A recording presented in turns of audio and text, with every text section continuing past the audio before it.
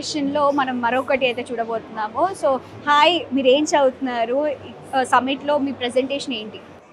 నా పేరు శ్రీధన్వి. నేను ఐఐటి హైదరాబాద్లో BTech second year artificial intelligence చదువుతున్నాను. ఇక్కడ మా కాలేజ్ ఇన్నోవేషన్ ఎగ్జిబిట్ చేద్దామని మేము ఈ స్టాల్ తీసుకున్నాము. ఇక్కడ ఉన్న ఎగ్జిబిట్స్ అన్ని టిహాన్ నుంచి. టిహాన్ అంటే technological innovation hub on autonomous navigation. Basically self driving vehicles గురించి. డ్రైవర్ లేకుండా అన్ని వెహికల్స్ ఇక్కడ నడుస్తూ ఉంటాయి. అక్కడ మేము ప్రోటోటైప్స్ పెట్టాము.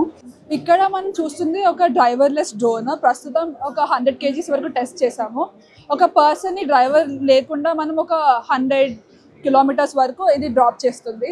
200 kilograms వరకు కూడా రీసెర్చ్ ఇంకా డెవలప్మెంట్ జరుగుతుంది. గవర్నమెంట్ పర్మిషన్స్ కోసం వెయిట్ చేస్తున్నాము. ఇది ఏమో ఒక డ్రైవర్లెస్ స్కూటర్.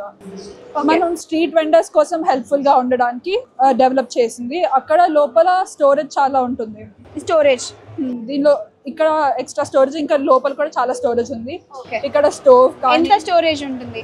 ఒక 30 to 40 liters వాల్యూమ్ స్టోరేజ్ ఉంటుంది.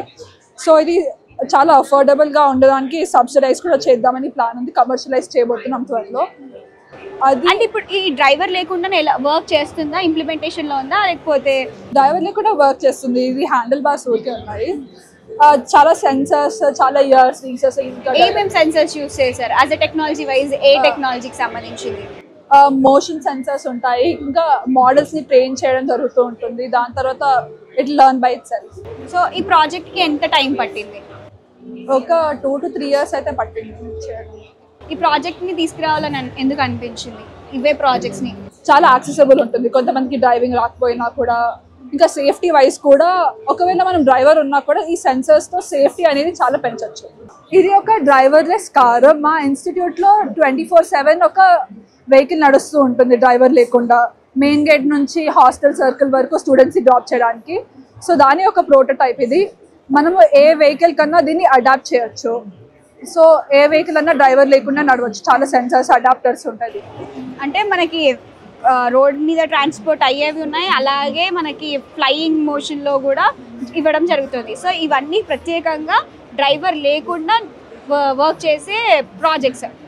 ఓకే, ఇంప్లిమెంటేషన్స్లో ఇంకా పెట్టారా లేకపోతే మార్కెటింగ్ వైజ్లో ఆగిపోయిందా?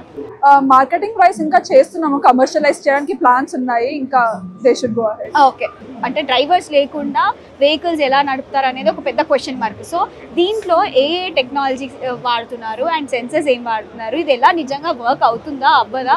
అండ్ ఇది ఇంప్లిమెంటేషన్లో ఉంది అని అంటున్నారు. సో దీన్ని ఇంప్లిమెంట్ చేయడానికి మనకి కావాల్సిన ఫార్మాలిటీస్ అన్ని పూర్తి చేశారా? ఇది ఆల్రెడీ ఐఐటి హైదరాబాద్ క్యాంపస్లో ఇంప్లిమెంట్ అయిపోయాది. ఇట్స్ అరౌండ్ 2.5 years ముందు ఇంప్లిమెంట్ అయిపోయింది. ఇప్పటికీ అరౌండ్ 25,000 kilometers రన్ అవ్వయింది. అరౌండ్ 15,000 పీపుల్స్ ఎక్స్పీరియన్స్ చేశారు. సో పాజిటివ్ రెస్పాన్స్ వచ్చేసింది.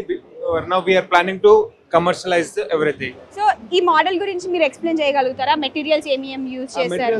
Just this model, we have the real one in the lab.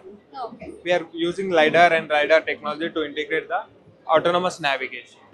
Okay, so present sensors ఏం use చేశారు ఇందులో? Long range radar. ఇక్కడ మీరు చూసుకోవచ్చు షార్ట్ రేంజ్ రైడార్స్. ఇవి చూసి మనం నావిగేషన్ పాత్ ని కలెక్ట్ చేసుకొని మూవ్ చేస్తాము. We can use like software dependent vehicle. It's driverless. It can move from one path to A to B path. We can predefine the path and it can move from A to B. ఇది ఛార్జింగా లేకపోతే EV, full EV battery.